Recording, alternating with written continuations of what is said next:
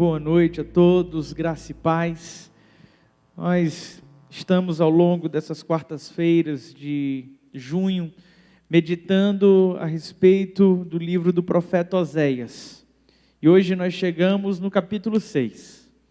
O livro do profeta Oséias é um livro muito rico.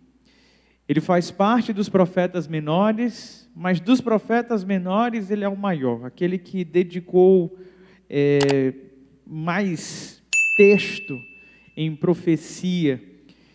E nós temos então, do capítulo 4 em diante, uma coletânea de mensagens proferidas pelo profeta Oséias, ao longo de mais de 20 anos de ministério. E nós vimos que a principal mensagem pregada por Oséias foi com a sua vida servindo de ilustração, mostrando como é que estava o povo de Israel diante do Senhor. E o grande dilema vivenciado por Oséias era o fato da infidelidade conjugal da sua esposa. Mas ele demonstrava então que da mesma forma que ele ia em busca dessa esposa e restaurava ali o seu relacionamento por meio do perdão, era isso que Deus desejava fazer com Israel, mesmo diante da idolatria, mesmo diante do pecado. Capítulo 4 e 5, que nós refletimos na semana passada, nós temos então alguns alertas, alguns julgamentos, um parecer do Senhor com relação a Israel. E o parecer que a gente viu na semana passada não era nada favorável. O povo havia se desviado juntamente com os sacerdotes, os líderes da nação como um todo, estavam corrompidos, se entregaram à imoralidade sexual, se entregaram à idolatria, estavam vivendo um caos de uma forma plena. E diante das acusações que o Senhor estava fazendo contra aquele povo, no capítulo 5, o povo percebendo os sinais de adoecimento, foram buscar ajuda não no Senhor, mas no rei da Assíria. E o rei da Assíria não tinha poder para mudar a situação de Israel. Eles, em vez de recorrer a quem realmente precisavam recorrer, recorreram a um rei humano. E a história nos mostra o que aconteceu com eles na sequência.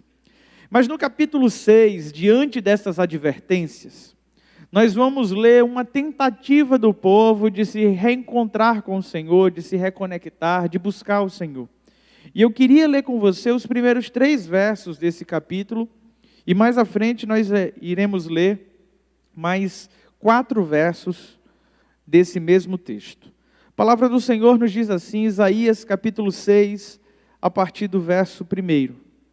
Venham, voltemos para o Senhor. Ele nos despedaçou, mas nos trará cura. Ele nos feriu, mas sarará nossas feridas. Depois de 2 dias, Ele nos dará vida novamente, e ao 3º dia nos restaurará, para que vivamos em sua presença. Conheçamos o Senhor, esforcemo-nos por conhecê-lo. Tão certo como nasce o sol, Ele aparecerá.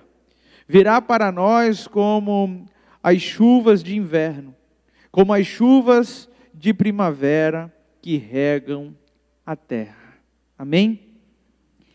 Esses versos que nós acabamos de ler, extremamente poéticos, fala sobre uma tentativa do povo de arrependimento, de buscar ao Senhor, de reafirmar um compromisso. O texto chega a mencionar um esforço que eles gostariam de fazer para estar conhecendo, tendo intimidade com o Senhor, como nós vimos na semana passada. E o texto que nós acabamos de ler, a ideia do povo é que juntamente com essa tentativa de reconexão, de arrependimento, o Senhor de uma forma imediata traria providência, traria cura, mudaria o cenário da nação, num piscar de olhos. O texto, como a gente vai lendo, dá uma sensação de que aquele arrependimento que o povo estava demonstrando para o Senhor, traria para eles uma ação imediata do Senhor de restauração. E a verdade é que tudo isso que nós acabamos de ler, por mais poético e até verdadeiro que possa ser, é superficial.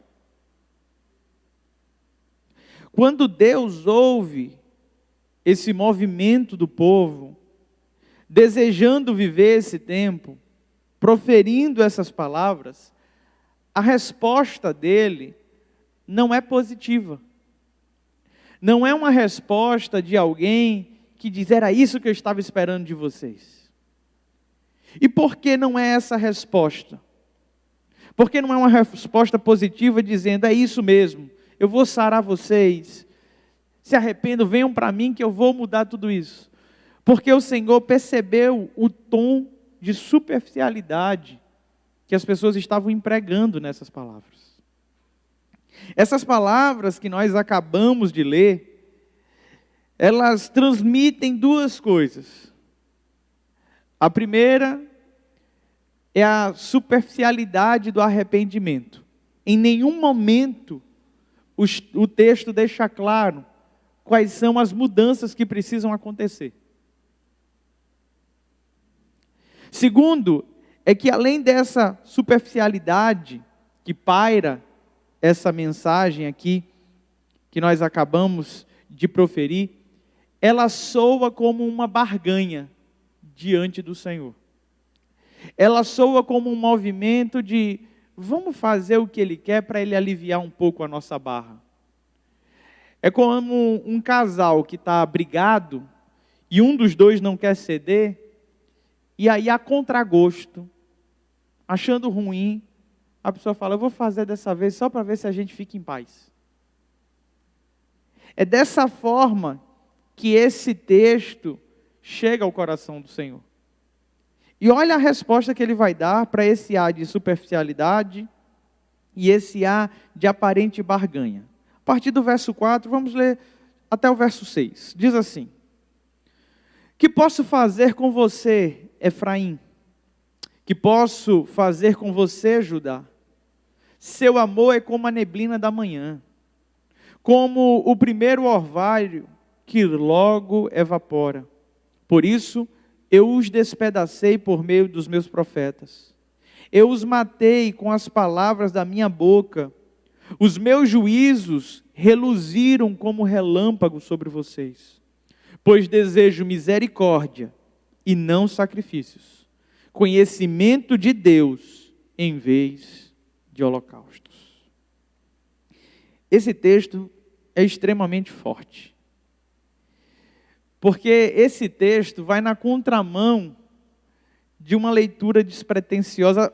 A pessoa que está lendo pela primeira vez esse texto e se depara com o capítulo 6, a partir dos primeiros 3 versos, ele diz, rapaz, esse povo encontrou o caminho.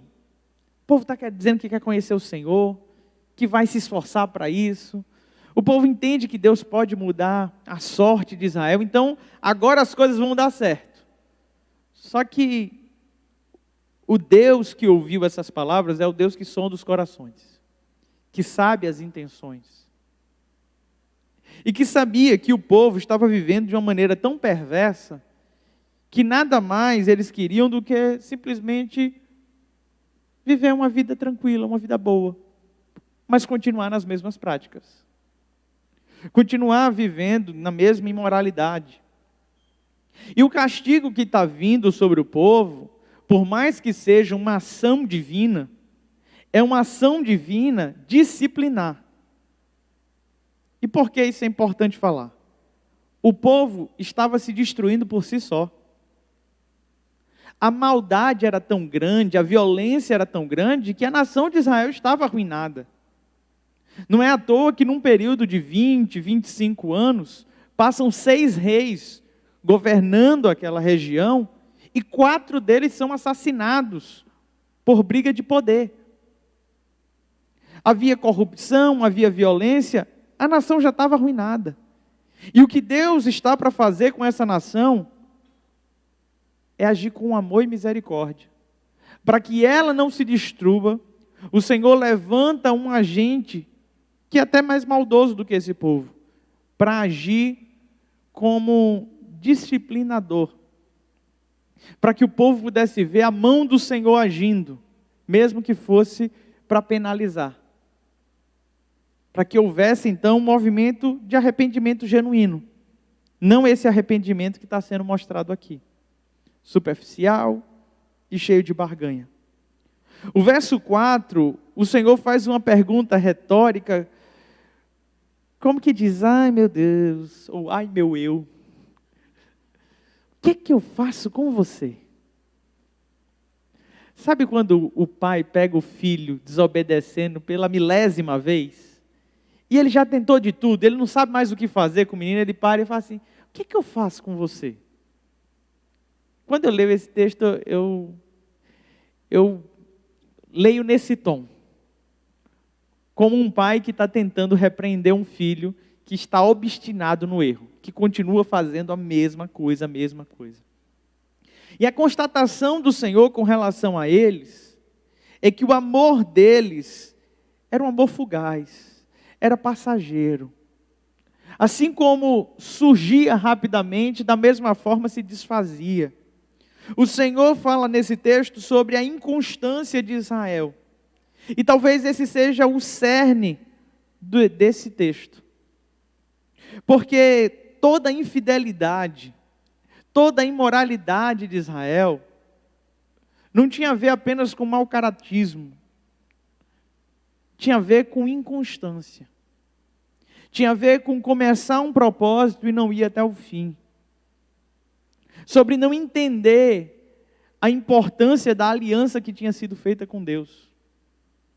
E se tem algo que é um mal da minha geração, e eu me coloco inteiramente dentro disso, é que nós somos uma geração cheia de iniciativa, cheia de boas ideias, mas que não conclui os seus projetos, que não vai até o fim, que é extremamente inconstante. E a gente evidencia isso pelo número de divórcios, a gente evidencia isso pelo número de vezes que as pessoas trancam uma faculdade e entram em outra. A gente evidencia isso. Eu sei que o mercado de trabalho está difícil, e eu sei que às vezes a gente é colocado para fora, mas a gente vive numa geração que se coloca para fora, que diz, não, para mim já deu aqui, quero outra coisa, e aí você não sabe o que é, né? Como dizia aquele ministro de louvor, é uma metamorfose ambulante, e é um absurdo isso. Essa inconstância faz com que a gente não tenha firmeza na vida. Quantas pessoas não ficam indo de igreja em igreja também? Ou aquele irmão que a cada 3 anos aparece de volta. Não estou dizendo que não é para você aparecer, eu estou dizendo que não é para você sair. Aparecer é para você aparecer. Sair é que não é para você sair. Inconstância. E essa inconstância de Israel fazia com que a palavra que eles estavam, essas palavras que eles estavam proferindo aqui, não tivesse nenhum valor. Porque Deus sabia que hoje eles estavam falando A, mas amanhã era B. Qual é o valor que tem a palavra de um inconstante? Qual é o compromisso que a gente pode firmar com uma pessoa que muda toda hora? A preocupação do Senhor, nesse texto, não era simplesmente para que o povo vivesse um movimento emotivo de restauração.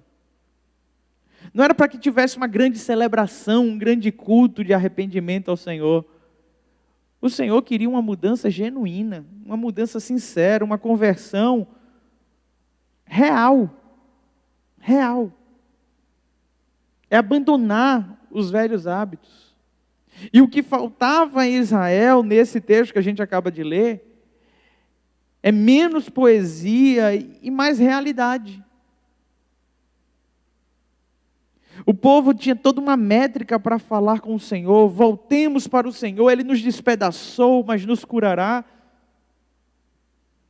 Sabe o que era para ter nesse texto? Não era o Senhor nos despedaçou e Ele nos curará. A nossa transgressão, o nosso pecado, nos levou a esse lugar. Mas o povo, em vez de reconhecer o seu problema, joga para Deus. Foi o Senhor quem despedaçou Israel? É Ele que era, de fato, esse agente de destruição e de cura para a nação? Faltava a esse povo reconhecer a sua inconstância, reconhecer a sua infidelidade. E meus irmãos, o livro de Osés é tão atual e fala tanto comigo, porque nunca antes na história nós fomos tão generalistas. Parece que nenhuma conversa aprofunda. Todo mundo sabe tudo de tudo, mas ao mesmo tempo ninguém sabe nada de nada.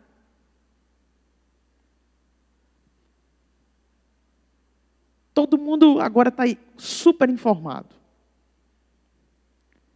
Cada um que acha que tem a informação mais fiel. Ninguém tem uma informação que é fake news. Mas nunca antes a gente foi tão superficial. A arrogância de achar que conhecemos. A arrogância de achar que sabemos. Sem falar na nossa grande necessidade de justificar os nossos erros colocando a culpa em outro, né? O povo de Israel, com a cara lavada, chega para o Senhor e diz: o Senhor nos despedaçou. Fico imaginando Deus olhando para esse povo e diz: foi eu. Foi eu que estava queimando incenso para outros deuses, né? Que estava fazendo o que não deve. A gente tem esse hábito. Quantas vezes eu não me deparo com pessoas que chegam e falam assim: pastor, por que Deus está fazendo isso comigo? Por que Deus está fazendo isso comigo? E obviamente a nossa primeira ação é de amor e cuidado, porque a gente entende a confusão que a gente às vezes passa emocional. Mas fora desse ambiente, olhando friamente, foi Deus. Foi Deus que colocou. Por que Deus está fazendo isso comigo? Meu casamento não dá certo. Porque Deus não casou com você. O casamento é você e seu marido. É por isso que está desse jeito. Se fosse o Senhor, as coisas estavam melhores. Mas a gente tem esse hábito de procurar culpados, de colocar a culpa em outras pessoas, e no final a gente vem como coitadinho, dizendo assim: não, a gente vai se submeter, a gente vai fazer aqui, e aí as coisas vão mudar. Precisamos ter a coragem de dar nome ao nosso pecado, de abrir o nosso coração diante de Deus e dizer: eu pequei. Meu coração é assim, meus pensamentos são esses, a minha postura, o meu falar. Quando a gente tem essa coragem, essa sinceridade de rasgar o coração para o Senhor e reconhecer quem somos, aí sim, é nesse momento que nós começamos a viver a restauração do Senhor. O renovo do Senhor, o cuidado do Senhor para conosco. O verso 6 desse texto que nós acabamos de ler, vai nos dizer assim: pois desejo misericórdia e não sacrifício, conhecimento de Deus em vez de holocaustos. O povo começou a banalizar os ritos. E eles começaram a pensar assim: se eu peco, mas depois eu ofereço um sacrifício, eu estou perdoado. Então o que é que eu preciso fazer? Parar de pecar? Sacrificar mais. Vamos sacrificar mais. Mas eu não preciso abandonar o meu pecado.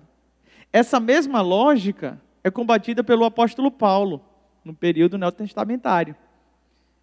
que é aquela ideia brilhante de onde abundou o pecado, superabundou a graça. O que é que a gente faz? Vamos pecar mais para a graça ser maior. Paulo diz de maneira nenhuma. De maneira nenhuma, não vamos pecar mais. Que é isso? A graça vai sempre superabundar o pecado. Mas se você fica pecando de maneira leviana, você não entendeu a graça. Você não entendeu o valor da graça. E era essa mesma métrica que estava sendo aplicada à nação de Israel. A nação dizia: Deus é misericordioso. Deus vai perdoar. Então faz. E um discurso muito comum nos nossos dias, né? Deus quer que você seja feliz, rapaz. Deus perdoa. Tanta safadeza no mundo. Deus fala: eu só quero misericórdia de vocês. Misericórdia. Eu não quero ritos. Eu quero conhecimento de Deus. Eu não quero holocaustos. Na prática, nos nossos dias, era Deus olhando para mim e para vocês dizendo assim: gente, eu não quero uma música bonita. Eu não quero uma liturgia perfeita. Eu quero vida. Vida. O Senhor procura verdadeiros adoradores, que o adorem em espírito e em verdade. Mas não tem no texto, dizendo assim: Deus procura verdadeiros adoradores, que o adorem de forma afinada, que cantem no tempo, que levantem as mãos na hora da adoração, que façam cara de choro. Tem isso. O que Deus está buscando na minha vida, na tua vida, são pessoas que estão compromissadas com a verdade. São pessoas que adoram em verdade. Estão tão conectadas com Ele que essa adoração, ela flui por meio de uma vida no Espírito, não é na carne. E esse é o nosso culto racional. O que é o culto racional que Paulo nos apresenta em Romanos 12? Que ele nos convida a se apresentar como um sacrifício santo, vivo e agradável. Ele está falando de liturgia? Ele está falando de servir em ministério? De frequentar a igreja? Todas essas coisas têm valor, são extremamente importantes na nossa caminhada cristã. Mas o que o Senhor mais deseja é o nosso coração. É a nossa postura de santidade. Quando Paulo fala de sacrifício vivo, porque o sacrifício do Antigo Testamento pressupunha que tinha que matar. Mas quem morreu no nosso lugar foi Cristo. E agora, Ele não quer que a gente viva uma vida morta. Ele quer viver por meio da nossa vida. A gente se apresenta como um sacrifício vivo porque não precisa mais morrer. Ele quer que você viva, mas viva para quê? Para a glória dEle. É para a glória dEle. Não é para nós mesmos. É para a glória do Senhor. Esse texto é tão forte. Eu lembro da minha mãe. A minha mãe tinha alguns textos que ela usava para me disciplinar. E esse texto era um deles. Quando dizia: pois misericórdia quero e não sacrifício. Ela dizia uma frase toda vez que ia me disciplinar. Que é melhor obedecer do que sacrificar. Não é melhor obedecer? Eu dizia: é melhor obedecer. A minha vida está servindo de ilustração, como a de Oséias agora para vocês. Eu experimentei na prática que era melhor obedecer do que sacrificar. Se o cinturão dos meus pais falassem, eles estariam gritando assim: obedece que nem eu estou aguentando mais. Gente, é tão melhor obedecer. É tudo que o Senhor espera da gente. O Senhor não quer grandes coisas. Às vezes a gente se esforça tanto fazendo algumas coisas para Deus, e tudo que o Senhor está pedindo de mim e de você é um arrependimento genuíno, uma busca constante, intimidade com Ele. É isso que o Senhor espera da gente. O texto, no verso 3, ele é verdadeiro. Conheçamos o Senhor, esforcemos por conhecê-lo. Em outras versões vai dizer, conheçamos o Senhor. Qual é a segunda partezinha? Prossigamos em conhecê-lo.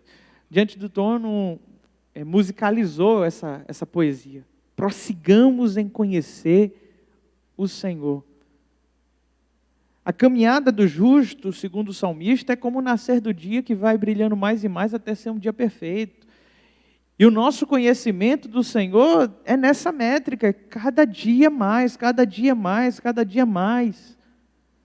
Só que nós somos tão inconstantes, que uma hora a gente conhece, outra hora parece que desconhece. Porque quanto mais nós conhecemos o Senhor, mais constantes deveríamos ser. Mais fiéis deveríamos ser, mais entregues deveríamos estar.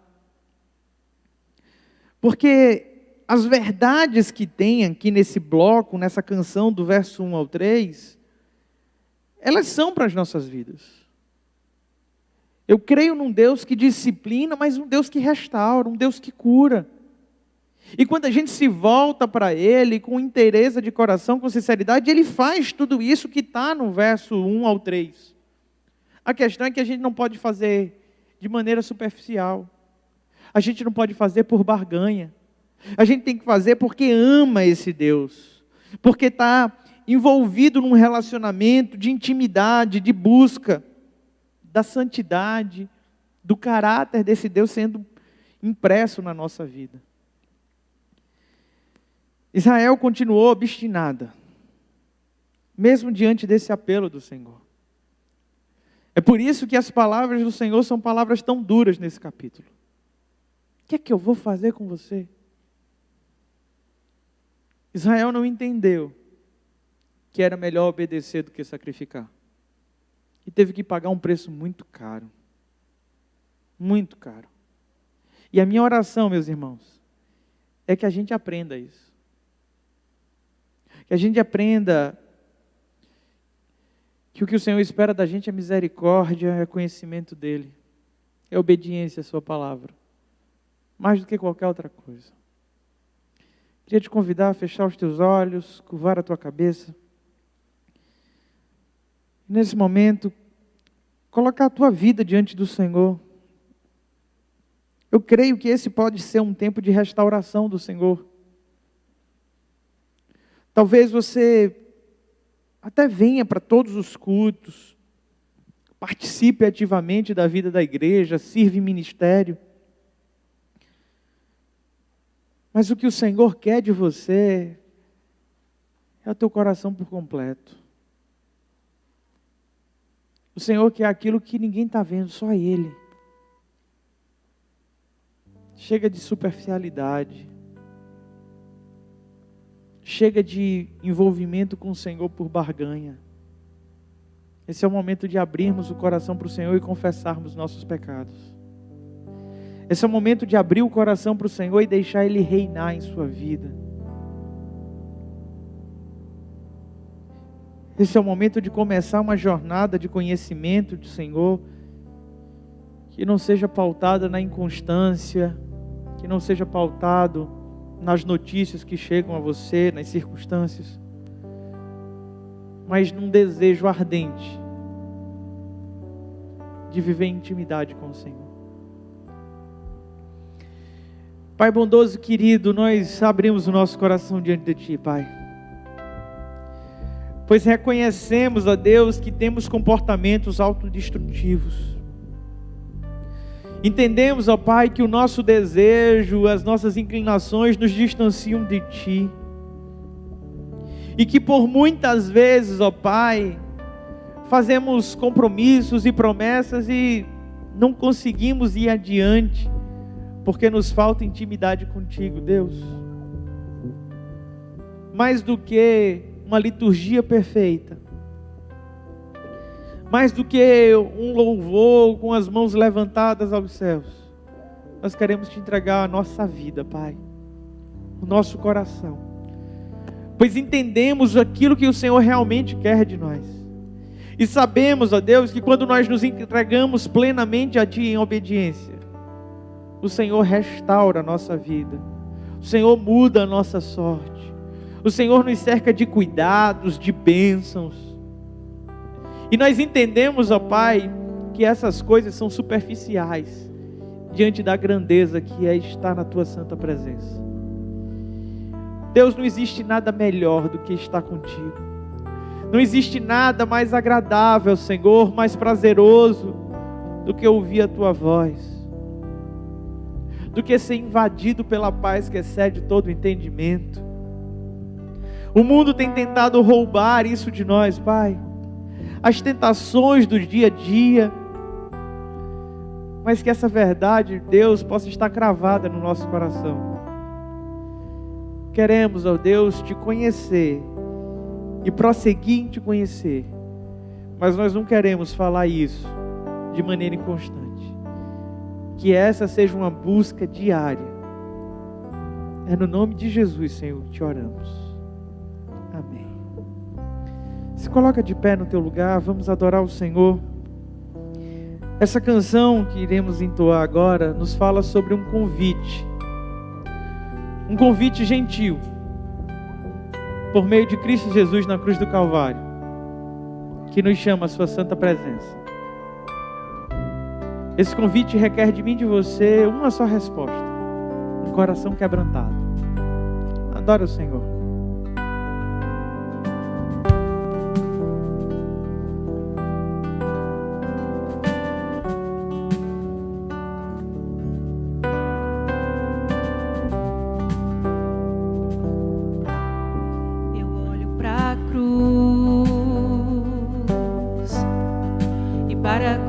Eu vou do seu sofrer participar, da sua obra vou cantar. Meu Salvador na cruz mostrou o amor do Pai, o justo Deus.